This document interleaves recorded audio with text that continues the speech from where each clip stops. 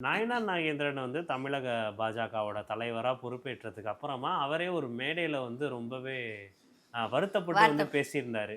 எனக்கு கட்சிக்காரங்களே சப்போர்ட் பண்ண மாட்றாங்க. நான் கால் பண்ணாலே எடுக்க வந்து மாட்றாங்க. ஏன் இந்த மாரி ஒரு பிரிவினை வந்து கட்சிக்குள்ளேயே வந்து காட்டுறாங்கன்னு வந்து தெரியல அப்படின்னு வந்து ஒரு குற்றம் வந்து வச்சாரு. இதுக்கு பின்னாடி அண்ணாமலை காரணமா இருக்குமோ அப்படின்ட்டு ஒரு கேள்வியும் வந்து எழுது. ஏன்னா அண்ணாமலை வந்து இருந்த வரைக்கும் இல்ல கண்டிப்பா அண்ணாமலைக்கு ஒரு இருக்கும். பட் ம், ஜென்ரலாவே அரசியல் கட்சியில நீங்க பார்த்தீங்கன்னா, ம், இந்த சொல்லுவாங்க நண்டு எப்படி வந்து ஒரு நண்ட ஏற விடாது, ம், ஒரு ம், நண்டு ம், இழுத்துட்டு ம், இருக்கணும். ஒரு ம், ஒரு பழமொழி சொல்லுவாங்க. ம், அதே மாரி தான் இந்த வந்து அரசியல் கட்சியில எல்லா கட்சியிலும் இது இருக்குது. ம், பட் வந்துட்டு இது நாயனார் நாகேந்திரன் தெரியாமயே அங்க போனாரு. ம், ஓகே. அவர் என்ன பெரிய யோகிய சிகாமணியா? கிடையாதுல்ல. ம். அப்ப நீ தேர்ந்தெடுத்த கட்சி அது.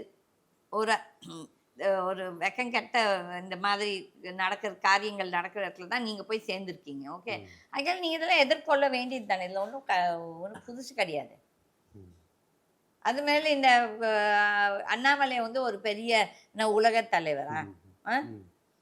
அவங்கலாம் பார்ப்பாங்க. ம். 2026 எலக்ஷன்ல எல்லாமே ஒரு இது வரும். ம். 2026 வராட்டி 2031 கண்டிப்பா ம். ஒரு மாற்றம் வராட்டி இந்த நாடே குட்டி செதறாயிடும்.